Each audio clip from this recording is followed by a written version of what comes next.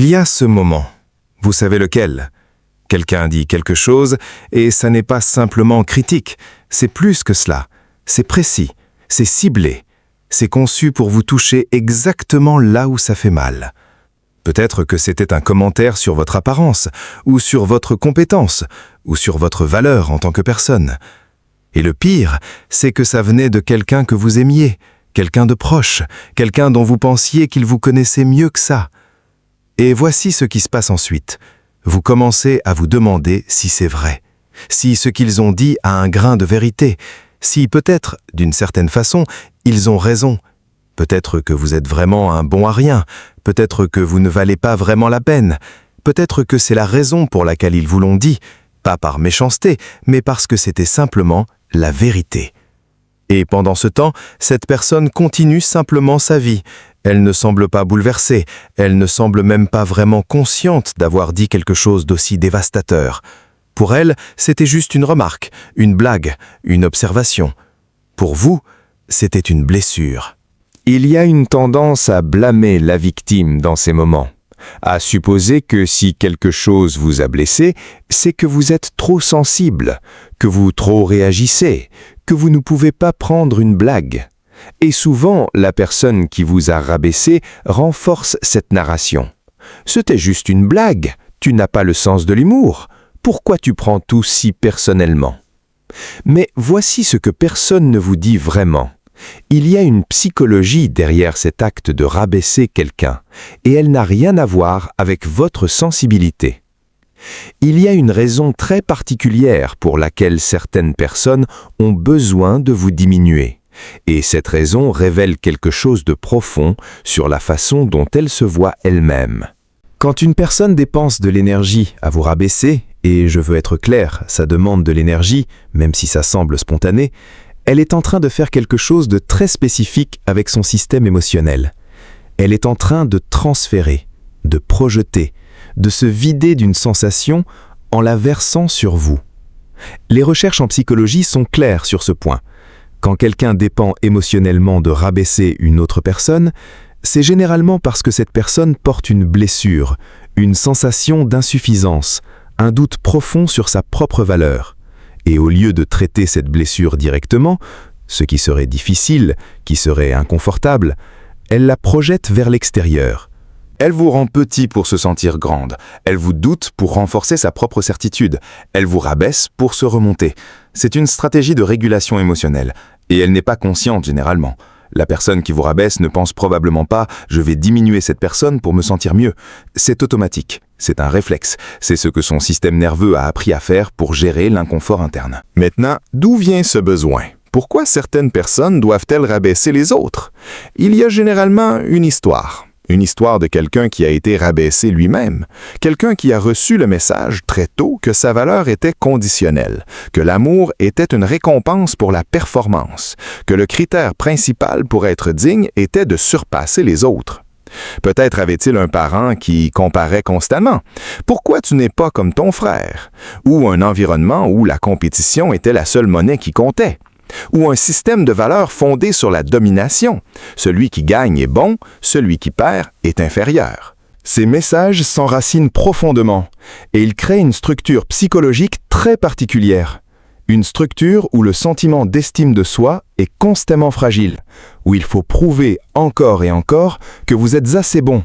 Et si vous ne pouvez pas prouver votre propre valeur, vous pouvez au moins en diminuer celle de quelqu'un d'autre pour créer une illusion relative de supériorité. C'est une mécanique de survie. Pas une justification, mais une explication. Ce qui est intéressant, et c'est la partie que vous devez vraiment comprendre, c'est que la personne qui vous rabaisse souffre probablement plus que vous. Je ne dis pas ça pour vous faire compatir ou pour vous inviter à la pardonner. Je dis ça parce que c'est vrai, et parce que ça change quelque chose. Quand vous comprenez que quelqu'un qui vous rabaisse est fondamentalement en train de lutter contre son propre sentiment d'insuffisance, vous pouvez commencer à ne plus le prendre personnellement. Ce qui ne signifie pas que ça ne fait pas mal, ça va faire mal, mais ça ne signifie plus que c'est à propos de vous. C'est à propos d'elle, de ce qu'elle ne peut pas supporter d'elle-même. Mais voici le paradoxe difficile. Cette compréhension, aussi juste soit-elle, peut devenir une forme de piège différente.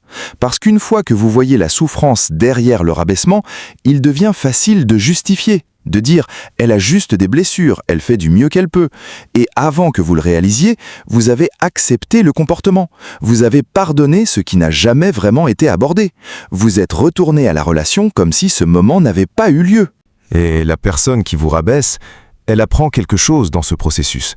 Elle apprend que c'est acceptable, que peu importe ce qu'elle dit, vous serez là, avec votre compréhension, votre compassion, votre volonté de voir au-delà de la blessure qui le sous-tend.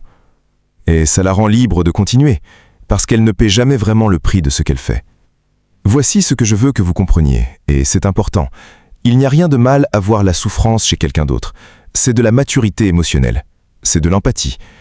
Mais la compassion ne signifie pas l'acceptation du comportement blessant. L'empathie ne signifie pas la tolérance. Et voir les blessures de quelqu'un ne signifie pas que vous devez rester dans une relation où vous êtes constamment diminué. Ce sont deux choses différentes. Et c'est le lieu où beaucoup de gens se perdent. Vous pouvez comprendre que votre parent avait ses propres blessures tout en reconnaissant que leurs paroles ont causé un vrai dommage. Vous pouvez voir la fragilité d'un ami tout en établissant une limite sur la façon dont il peut vous parler. Vous pouvez avoir de la compassion pour les luttes d'un partenaire tout en refusant de tolérer l'abus. La compréhension et les limites ne sont pas en opposition, elles travaillent ensemble. Maintenant, il y a quelque chose que vous devez aussi considérer sur vous-même, et c'est la partie que personne ne dit vraiment à voix haute. Les gens qui vous rabaissent ne vous choisissent pas au hasard. Ils vous choisissent parce qu'il y a quelque chose chez vous qui rend ça possible. Peut-être que vous doutiez déjà de vous-même, et donc leurs paroles trouvent un terrain fertile. Peut-être que vous étiez habitué à être traité comme ça, et donc ça semble normal. Peut-être que vous avez une capacité à justifier, à excuser, à transformer la douleur en compréhension. Ce n'est pas votre faute. C'est juste le fonctionnement de la dynamique, et c'est important de le voir clairement. Parce qu'une fois que vous voyez ce schéma, cette tendance à tolérer le rabaissement en échange de la possibilité de rester connecté, vous pouvez commencer à le changer. Pas en devenant moins empathique, mais en ajoutant quelque chose d'autre. Une protection de vous-même, un respect de votre propre valeur, une volonté de laisser partir les gens qui vous blessent régulièrement, peu importe leur souffrance. Et voici ce qui est vrai, même si c'est difficile à entendre. Il y a des gens dans votre vie qui vous rabaissent parce qu'ils en ont besoin, parce que votre diminution leur permet de se sentir grande. Et il n'y a rien que vous pouvez faire pour changer ça. Pas de compréhension suffisante, pas d'amour suffisant, pas de croissance personnelle suffisante. Vous ne pouvez pas les guérir, vous ne pouvez que les laisser partir. Et ce moment-là, quand vous reconnaissez enfin ça, quand vous arrêtez d'essayer d'être petit assez pour que quelqu'un d'autre se sente grand, c'est quand quelque chose change. Ce n'est pas une solution, ce n'est pas une victoire, c'est juste la vérité qui vous libère enfin. Parce que votre valeur n'a jamais dépendu de ce qu'ils pensaient de vous. Elle n'a jamais dépendu de leur reconnaissance. Elle a toujours été là. Elle est toujours là. Et elle n'a pas besoin d'être défendue ou justifiée.